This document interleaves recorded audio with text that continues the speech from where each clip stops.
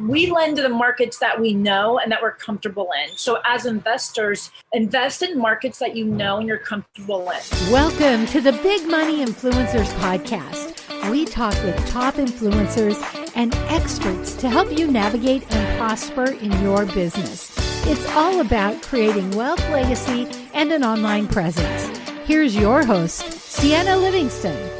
Welcome back to the Big Money Influencers. Today I'm talking with Evelyn Porter, who is going to talk to us about commercial lending. Hi, Evelyn. Hi, Ceanne. Thank you. Yes, it looks like you're enjoying the sunshine. I am every chance I get after working indoors, and I have this little spot in my house. I have my office in with no windows. So every time I get to be outside, I get to enjoy that. In a nutshell, what do you do? Well, my job is I'm a commercial loan officer, and I've been doing it for about 28 years. What my primary job is to book whatever commercial real estate loans are needed and a wide variety of clients. So everywhere from investors to developers to owner-occupied properties where they have their business located in the building, and multifamily. And I do some investor SFR, which are investor residential properties under 4 units. So just a wide range. It's fun. Do you have a certain type of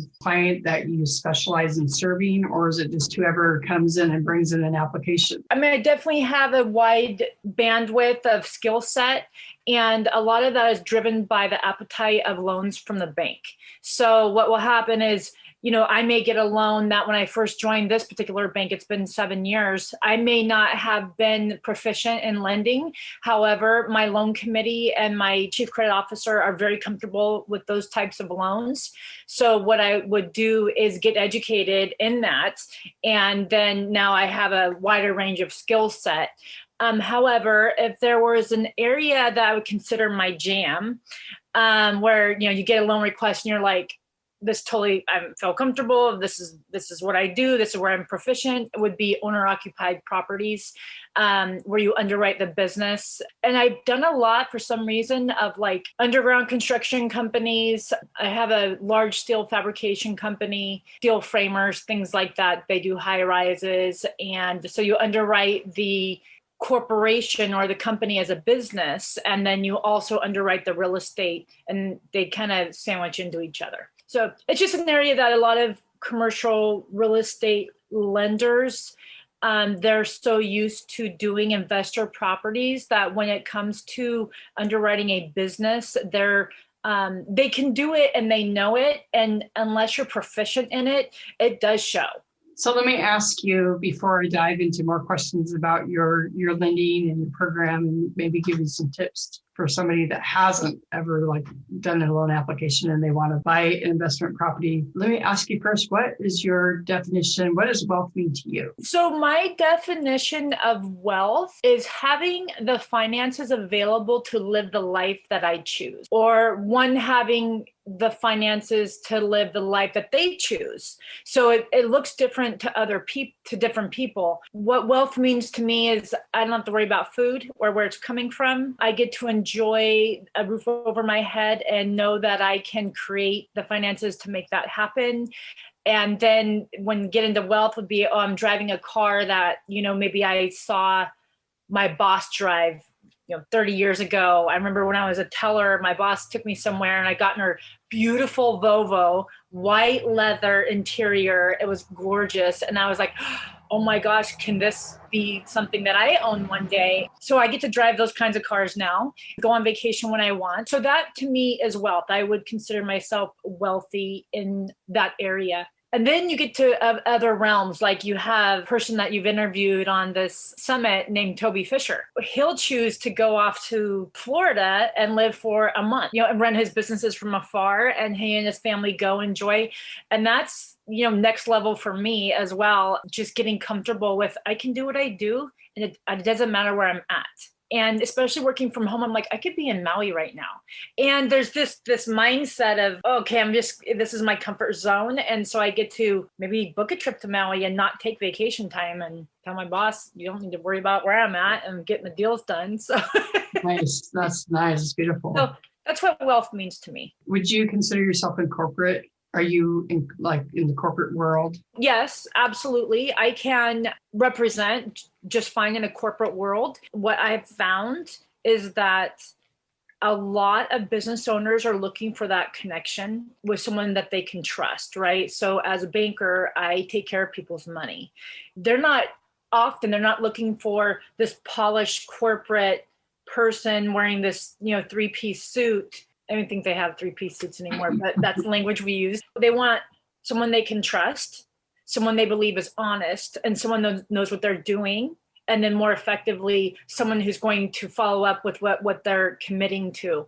And how you show up in that as a professional arena under the umbrella of professionalism. I could do business with, say, one of my construction companies. Those guys don't want corporate Evelyn. They want a banker that knows what she's talking about. Right. So I don't know if I answered your question, but I would say professional. That's what I am. Let's say I'm a new investor or somebody that is new to investing. What is the process that if I come into your bank, I want to get a loan for maybe a small little complex, what is the process that you would take me through? So the first thing I would do is ask you what type of property you want to buy. And with commercial real estate, there is a lot of opportunity between retail centers, strip malls, and then you would get into residential property.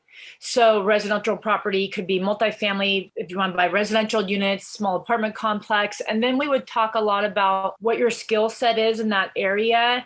Who's going to manage your property? Are you hiring a professional? Go through some cash flows as well. A lot of times these individuals have done all that before they come seeking a loan. The banks really aren't there to give financial advice. We can definitely say, hey, this is a great deal, or, this really doesn't pencil out. Well, we're not really supposed to be giving advice, although I am comfortable giving direction. So it would just start with what kind of property you want to acquire and why you want to acquire it and what's your skill set in managing that property. Wonderful. I had a conversation already with your friend, Jeff Sipes. Oh, you did? I did. Oh, great. He's awesome. So I would say talk to him and then come and talk to you. You're both in Santa Rosa, right? Yeah.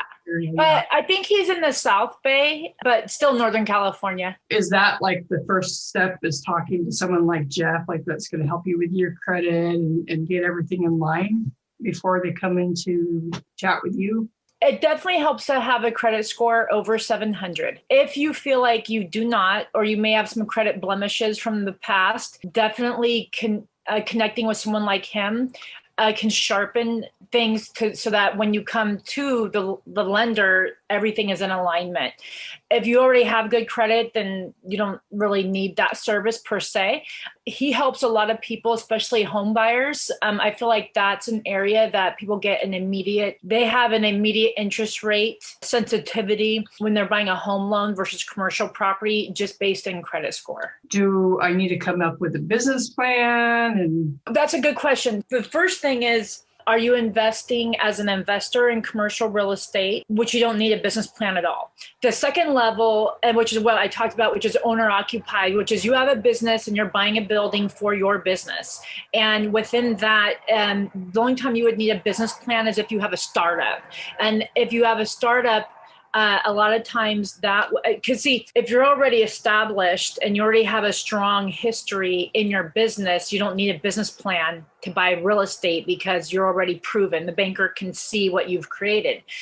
If you are just getting started and a building is part of that acquisition, and that's often the case, especially with say someone's doing a dog grooming business or daycare business, or someone's starting a swimming school and buying commercial real estate as part of it, then they would have a business plan. Then we get to talk about what are other options, because at that time, the borrower now has access to small business lending. The Small Business Administration has two loans that startups can acquire. One is called an SBA 504 and one is called a SBA 7A. And the 7A has more eligibility buckets in which to access cash within that program than the 504. Some people come and they're like, hey, I want the 504. And like, that's great. That use of those dollars are very specific to real estate. They do not have working capital, inventory, all these other buckets that you can access with a 7A product. And with that, you would also, a business plan would be required. Let's say I come in and I fill out my application, I have seller credit and I'm ready. I found a property and I'm so super excited. So what's the next step in the process? That's a great question because every bank is different in how they process an application, and you having a clear understanding of what that looks like would support you in knowing how the bank operates. So the first thing that I would tell a customer is our process. So for our bank, we have a loan committee. And what we do is everything is vetted through our loan committee so that I gather as a loan officer all of your tax returns, things like that, and put together a recommendation. And based on that, I would issue a letter of interest, which is an outline of what our loan offer looks like. And it has an interest rate and terms and conditions that we want to see. And so then if you agree to that, then we would engage and order appraisals, get a good faith deposit, all those types of things. But it is a good question to ask with commercial because the borrower generally gives a good faith deposit for the appraisal, any environmental reports that need to be run. So if there's a history of a gas station or dry cleaners, require a phase 1, and then hopefully that would be the end of it. It can get a little more in-depth when you're getting into phase 2, which we won't get into right now. You want to know what that looks like. Awesome. So what the deposit looks like. I know right now, as far as in residential, I know it's a seller's market and the interest rates are really good. If I was looking into doing a deal, like buying a real estate investing property, what kind of money do I need to come in with? Is there a percentage or? We are seeing some tightening around that right now because feels like to me there's a mismatch going on in our market where, yes, we've got all these people that are out of work and we've got these unemployment rates starting to increase, and yet the real estate is going up, and there's multiple offers on properties. And you're like, okay, so where is this not in alignment? Is all this activity because of the pandemic? And if so, what is the real value of these properties and where is the shakeout point? And we all know there's always a shakeout. There's always a correction in the market. We have actually decreased our loan to values. Our bank used to be more comfortable with 30% down, and now we are looking for 40% down, just because if someone's buying a house or buying a property for $3 million, is the price really $3 million or is it really 2.5? There's some questions around that. Therefore, our loan to values. And I've noticed that I did another loan through Quicken recently, and they required 25% down on an investment property, which it normally historically been 20% for many, many years. And I was surprised to see that. So they're starting to catch on with being more conservative with how they're viewing these values. And then, so on the SBA portion, that's where it can be valuable for someone who does have a business because it's 10%. So 10 to 20%, depending on if it's single purpose. Me not being an expert in your field, do you want to share something that I might have missed, or something that you believe that's like would be a great tip, or something that? Yeah, sure. I do have something. So if you are looking at investing in real estate, invest in the market that you know, that you're comfortable in. And in fact, that's how banks, when people say, hey, you have a bank in California, will you do a loan in Idaho? The bank doesn't know anything about Idaho, the Idaho market. We don't live there. We don't swim there. We don't know anything about it. So we stay out of it. And that's how banks pretty much stay a little more safe. We lend to the markets that we know and that we're comfortable in. So as investors, invest in markets that you know and you're comfortable in. Learn the secrets entrepreneurs can use to create wealth and legacy. Discover exactly how the top 1% are building financial success, wealth, and a legacy quickly in their business. These are the only secrets you need to create wealth and legacy when it comes to building your online presence. When you visit bigmoneyinfluencerlive.com, you will get free access to the exclusive Big Money Influencers Live Business Kit. It teaches proven secret strategies that successful entrepreneurs are using daily to create wealth and legacy in their business. Foolproof methods established business owners are using to live and build wealth and legacy. We know you're busy, so we have convenient audios, which include foolproof methods established business owners use to build wealth and legacy. Easy to follow binder notes. And if you're ready to 10x your online presence or ready to take your business online, you can book a call and discover how to get started. Visit bigmoneyinfluencerlive.com. That's bigmoneyinfluencerlive.com. Invest in markets that you know and you're comfortable in. If somebody is in your area, which is in Northern California, Santa Rosa area, how would they connect with you? I work at Poppy Bank. It's a Northern California bank, and we have branches. Actually, we opened an office in La Jolla, San Diego, and we just bought a bank in LA. But it's interesting, the way you asked that question made me think of something else. But my name is Evelyn Porter, work at Poppy Bank, Santa Rosa, California. Interesting though, your question. The predominant part of my career has been in Napa Valley, and I've been born and raised Napa Valley. I moved here when I was like 41. We would get people on vacation and they would call me and say, hey, we just got back from, our vacation there. We live in Michigan. We're going to buy a vineyard, There's a lot that goes into those businesses. So yes, I'm like, just buy a condo, come and enjoy the vineyards. Because unless you have like this whole experience in that industry, it's not as easy as it looks. It is farming. I grew up in Vacaville. My stepmom had a vineyard in the San Rafael area. I just know that farming takes a lot of work. There's the romance part of it, especially with vineyards, and it is farming. It is hit or miss. There are birds. There is frost problems. There's mildew and rain and all kinds of wonderful opportunities to make great wine. So perfect. Yeah. So Evelyn Porter, Poppy Bank.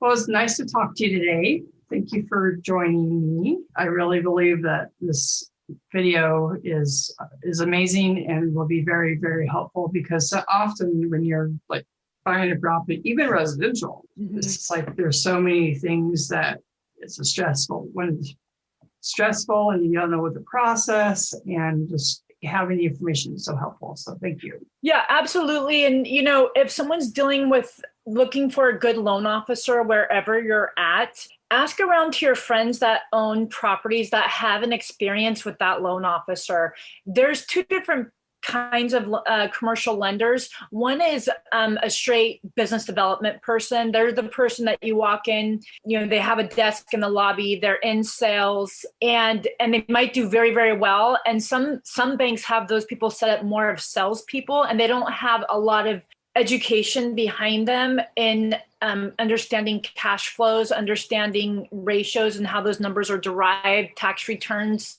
So putting together the backdoor pieces of the loan are not something they're well versed in. So when they're conversing with you, you'll know whether they're the person you need to be talking to just from the conversation. And then there's other people who have a credit background. So they have a credit background. They know how to put the underwriting together. They're talking to you. They're telling you about the pros and the cons, and you just know that they know what they're doing. Find those people. How you find them is by asking other commercial investors who they need to talk to, and make sure you're with the right person. And I've heard, people say things about Wells Fargo Bank, and I'm like, yeah, they're a big bank and they're hard to move around. But when you find someone who knows what they're doing, I don't care where you're at, that person makes the magic happen. Excellent. Well, thank you again for being here with us today. Thank you. To discover the secrets entrepreneurs are using to create wealth and legacy, visit bigmoneyinfluencerslive.com. And here's a big ask. If you love this podcast, will you take a minute to subscribe, review, and give us a 5-star rating? Be sure and share with your friends and family. And thank you for listening.